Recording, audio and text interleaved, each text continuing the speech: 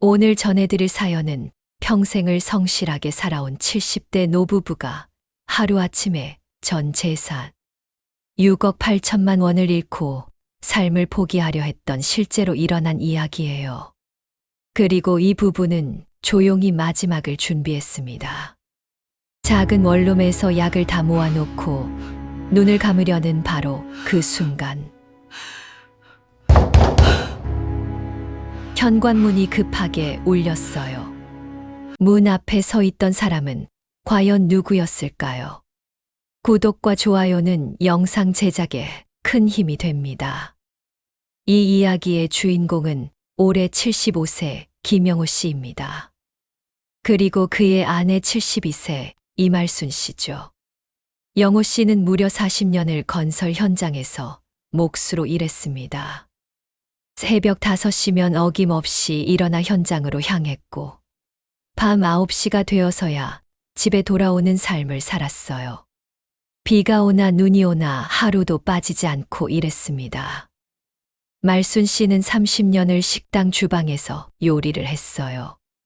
뜨거운 불 앞에서 하루 종일 서 있었고 손끝은 거칠어지고 허리는 점점 휘어졌지만 불평 한마디 없이 묵묵히 살아왔죠.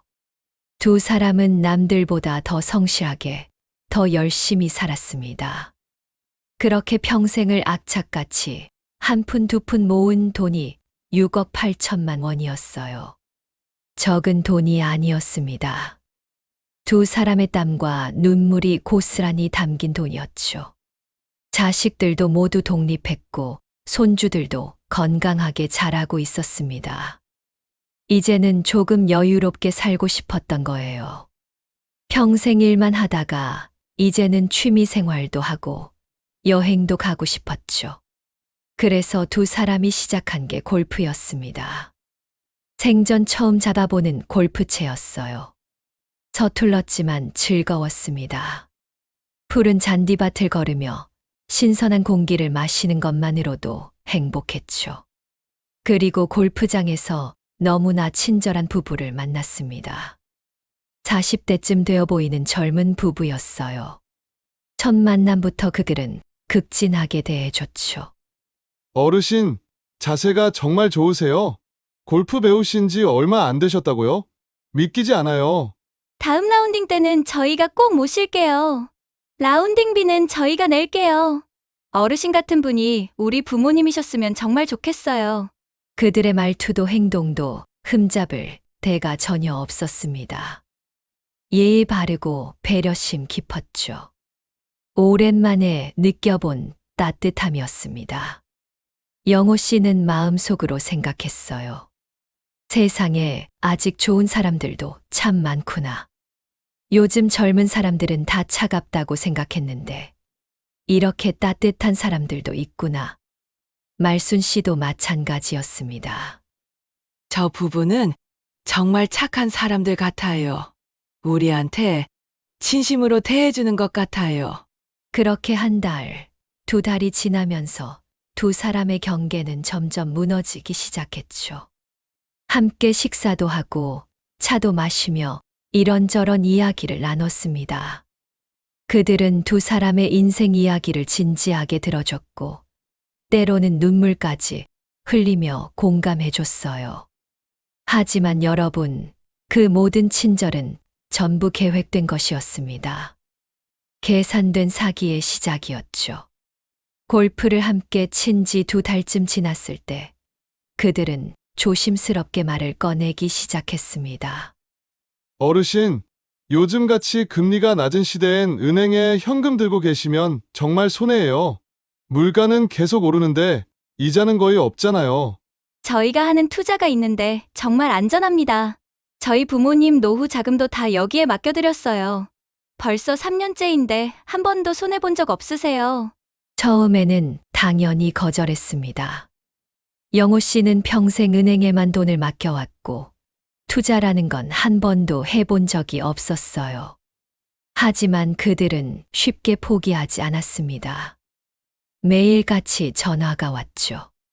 안부를 묻고 건강을 챙기고 골프 일정을 잡자고 했습니다.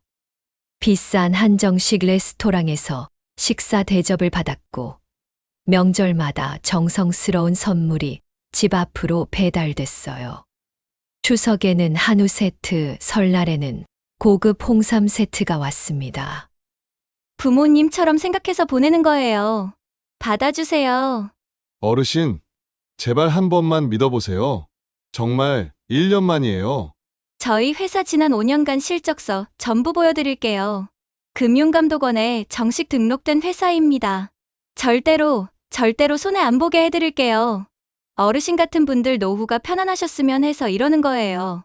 저희 이익은 거의 없어요. 그들의 말은 점점 더 간절해졌고, 점점 더 진심처럼 들렸습니다. 심지어 회사 사무실까지 직접 보여줬어요. 깔끔한 사무실에는 직원들이 일하고 있었고, 벽에는 각종 인증서와 감사패가 걸려 있었습니다. 그리고 4개월이 지난 어느 날이었어요. 말순 씨가 먼저 조심스럽게 입을 열었습니다. 여보, 그 사람들 정말 진심인 것 같아요.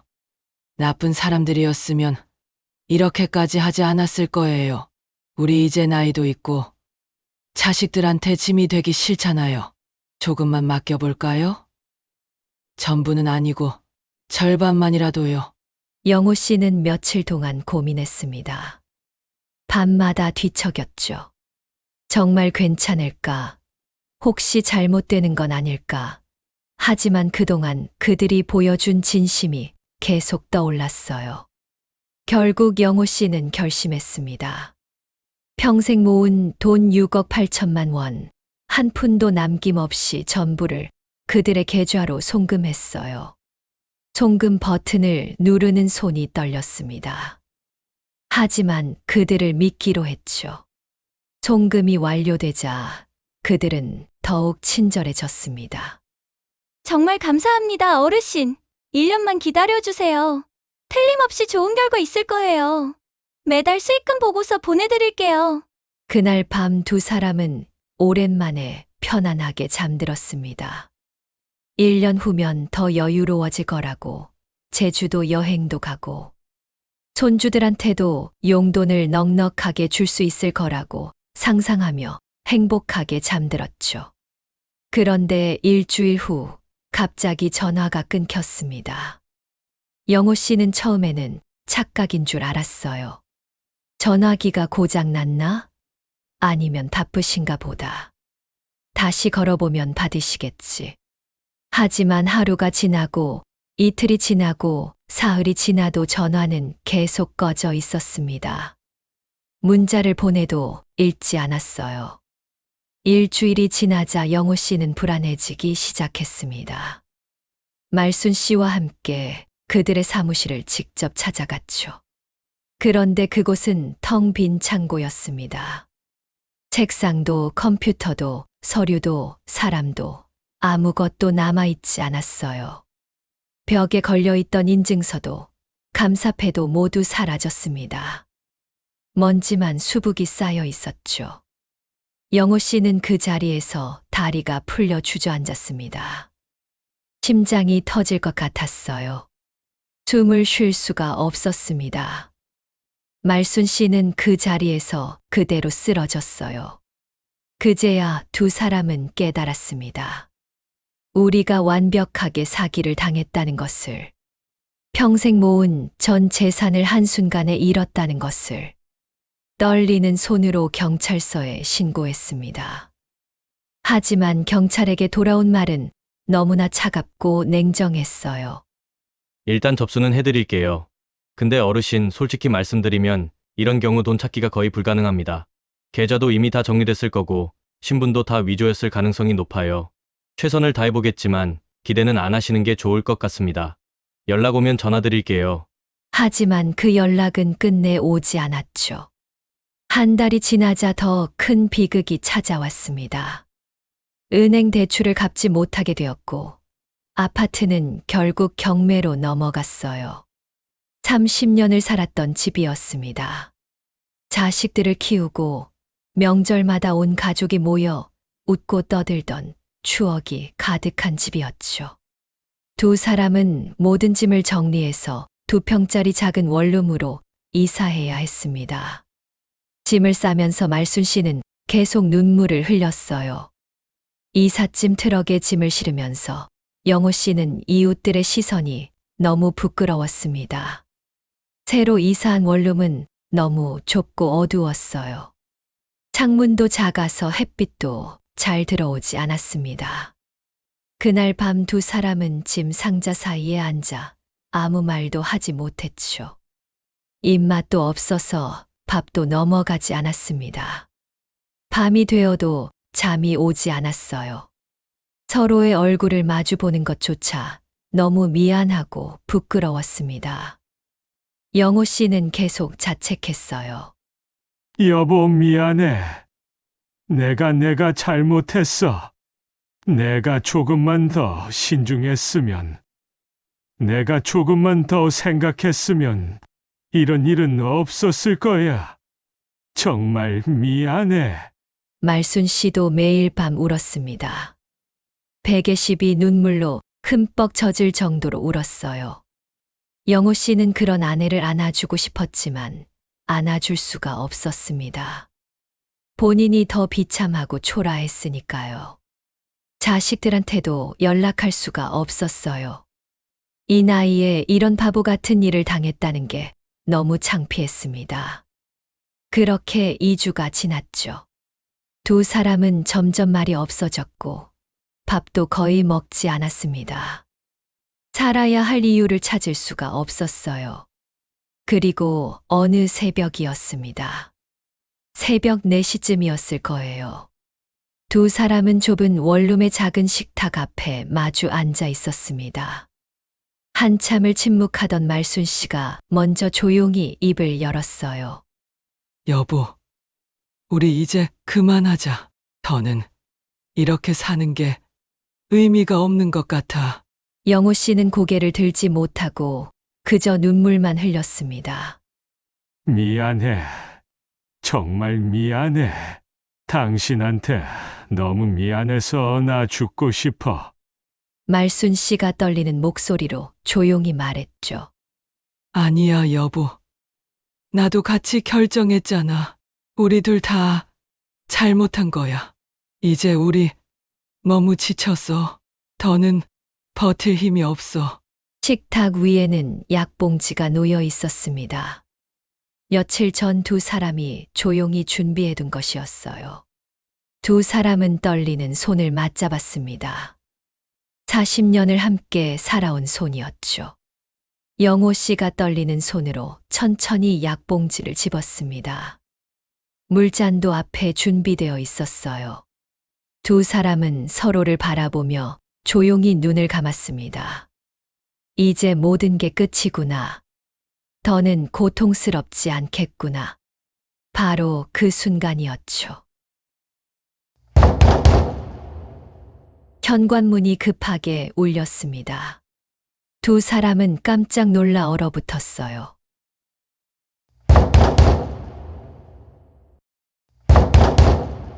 문을 두드리는 소리가 점점 더 급해졌습니다.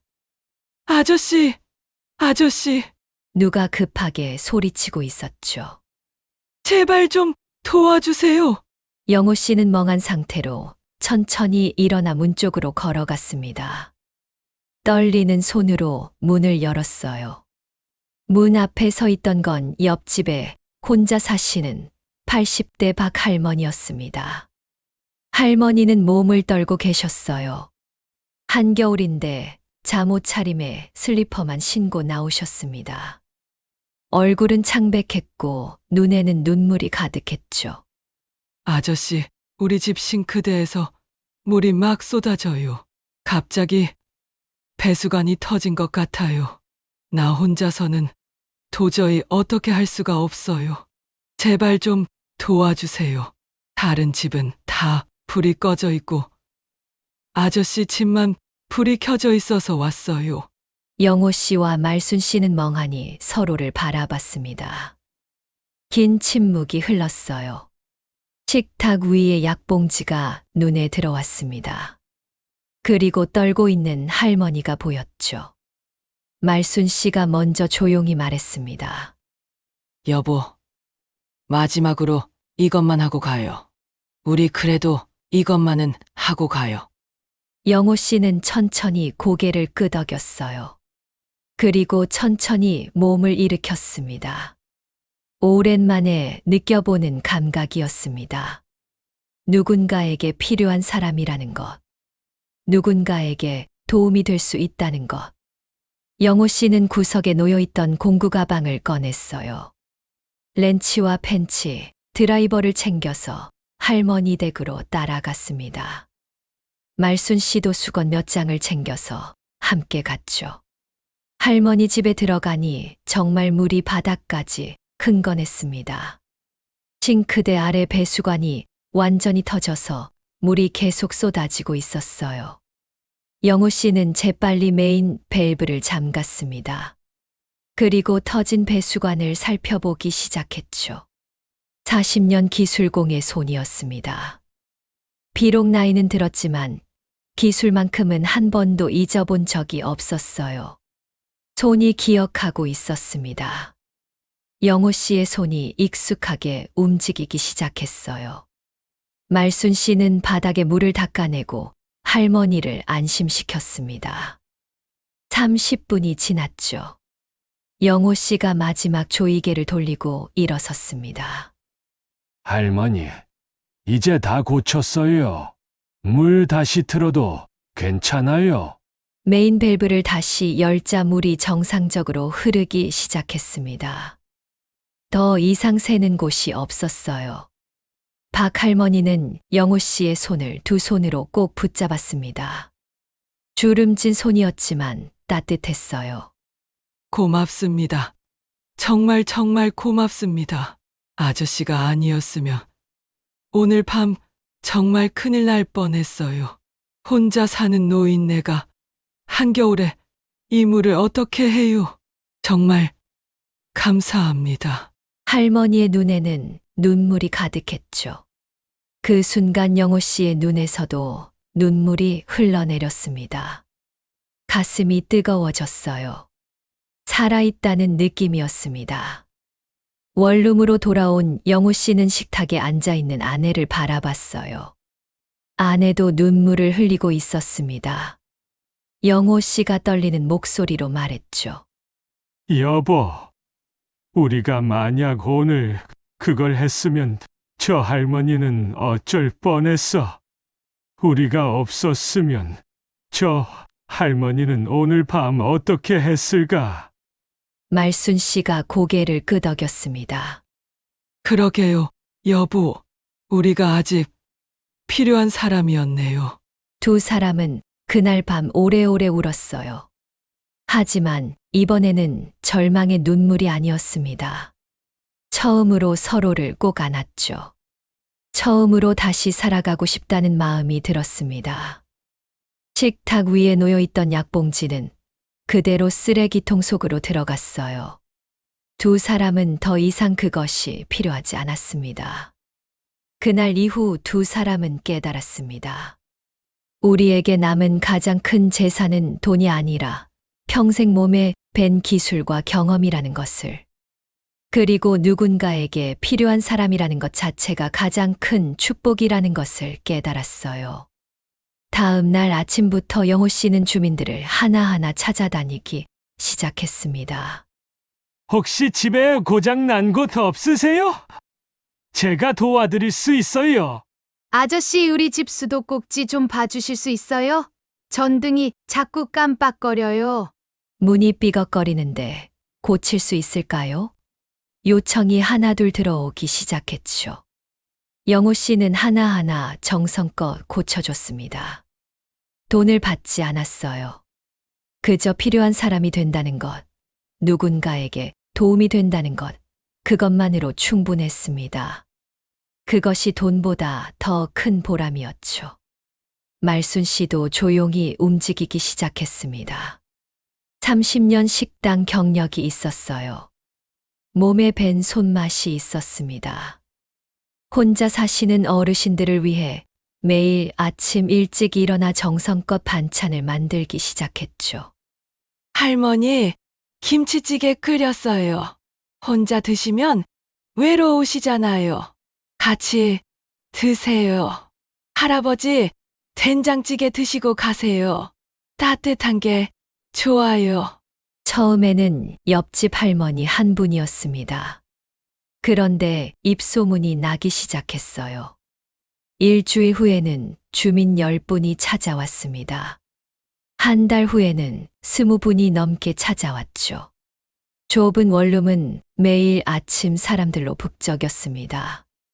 사람들이 진심을 담아 말했어요. 두 분 오시면서 우리 동네가 정말 따뜻해졌어요. 아침마다 두 분 덕분에 웃을 수 있어요. 정말 고마워요. 우리가 도울 일이 있으면 언제든지 말씀하세요. 3개월이 지난 어느 날이었습니다. 마을회관 동장님께서 직접 찾아오셨어요. 두 분의 재능을 더 많은 분들과 나누는 봉사 프로그램을 만들면 어떨까요? 우리 동네에 도움이 필요한 어르신들이 정말 많으세요. 두 분이 하시는 일이 정말 의미 있는 일이에요. 그렇게 해서 새벽재능공사단이라는 이름의 프로그램이 시작됐습니다. 수리비는 1,000원, 2,000원 정도였어요. 때로는 밥 한 끼로 대신하기도 했습니다. 때로는 고맙다는 말 한마디만 받기도 했죠. 하지만 두 사람의 얼굴은 그 어느 때보다 환했습니다.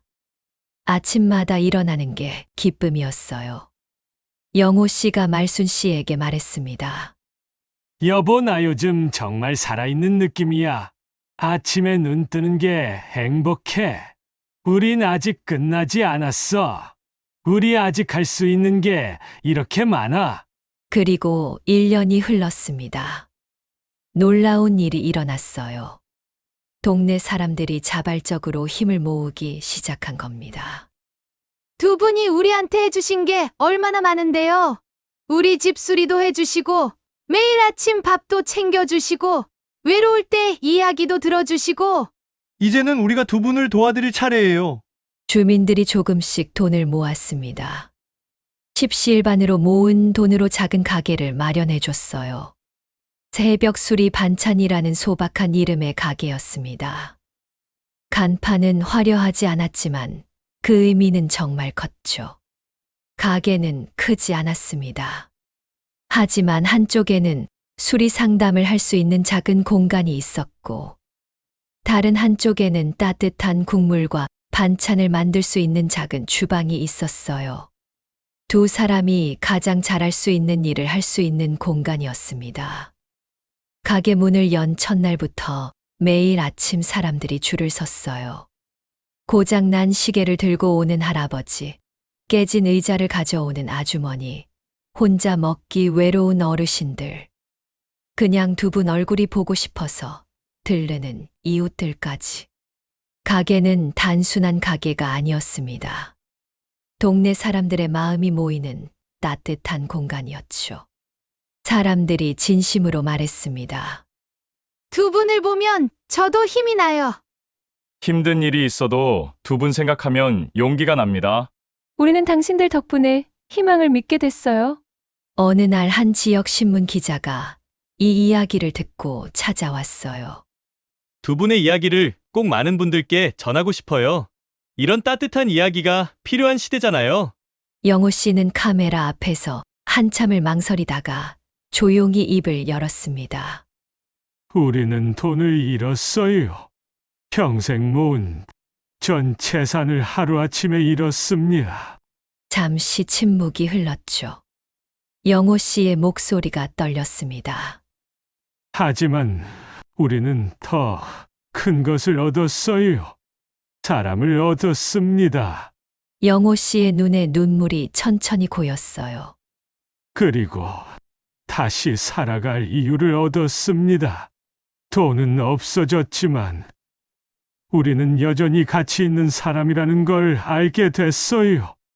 누군가에게 필요한 사람이라는 게 이렇게 큰 의미인 줄 몰랐습니다. 말순 씨가 남편의 손을 꼭 잡으며 말을 이었어요. 우리에게 남은 건 기술과 손맛뿐이었어요. 그게 전부였습니다. 하지만 그게 누군가에게는 정말 절실하게 필요한 거더라고요.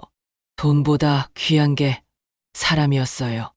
함께 나누는 따뜻함이었습니다. 그날 저녁 두 사람은 작은 가게 앞에 나란히 섰어요. 불이 꺼진 간판을 바라보며 영호 씨가 조용히 말했습니다. 여보, 정말 고마워요. 당신이 그날 밤 그렇게 말해줘서 마지막으로 이것만 하고 가자고 말해줘서 당신이 아니었으면 우리 지금 여기 없었을 거예요. 말순 씨가 환하게 웃으며 대답했죠. 그게 마지막이 아니라 새로운 시작이었네요, 여보. 우리 인생의 진짜 시작이었어요. 두 사람은 손을 꼭 맞잡고 천천히 집으로 걸어갔습니다. 그 뒷모습은 더 이상 무겁지 않았어요. 오히려 가벼워 보였습니다. 희망으로 가득 차 있었죠. 여러분, 이 이야기는 실화를 바탕으로 재구성한 것입니다. 지금 이 순간에도 어딘가에서는 누군가가 절망 속에서 마지막을 생각하고 있을지 몰라요. 모든 것을 잃었다고 느끼며 더 이상 살아갈 이유를 찾지 못하고 있을지 모릅니다. 하지만 제발 기억해 주세요. 당신에게 남은 것이 아무것도 없다고 느껴질 때, 통장 잔고가 바닥났을 때, 모든 게 끝났다고 생각될 때, 당신 안에는 여전히 누군가에게 절실하게 필요한 무언가가 있어요. 그것은 작은 기술일 수도 있습니다. 평생 해온 일의 경험일 수도 있어요. 따뜻한 말 한마디일 수도 있습니다. 함께 밥을 나누는 것일 수도 있죠. 그저 옆에 있어 주는 것만으로도 누군가에게는 큰 힘이 될 수 있어요. 우리의 가치는 절대로 통장 잔고로 결정되지 않습니다. 우리가 가진 돈의 액수로 결정되지 않아요. 우리가 누군가에게 얼마나 필요한 사람인지, 우리가 세상에 얼마나 따뜻함을 나눌 수 있는지, 그것이 바로 우리의 진짜 가치입니다. 영호 씨와 말순 씨는 오늘도 새벽 일찍 일어나 가게 문을 열어요. 고장난 물건을 고쳐주고 따뜻한 국물을 끓이고 외로운 이웃들과 이야기를 나눕니다. 그들은 더 이상 6억 8천만 원을 가진 사람이 아니에요. 하지만 그들은 수십 명의 이웃들에게 없어서는 안 될 소중한 사람이 되었습니다. 그것이 돈보다 훨씬 더 큰 재산이라는 것을 이제는 알아요. 여러분도 힘든 순간이 찾아온다면 꼭 기억해 주세요. 마지막이라고 생각한 바로 그 순간이 새로운 시작이 될 수 있다는 것을. 당신이 가진 작은 것 하나가 누군가에게는 세상 전부가 될 수 있다는 것을. 당신은 생각보다 훨씬 더 소중하고 가치 있는 사람이라는 것을. 여러분은 절대로 끝나지 않았습니다. 아직 시작하지 않은 새로운 이야기가 당신을 기다리고 있어요.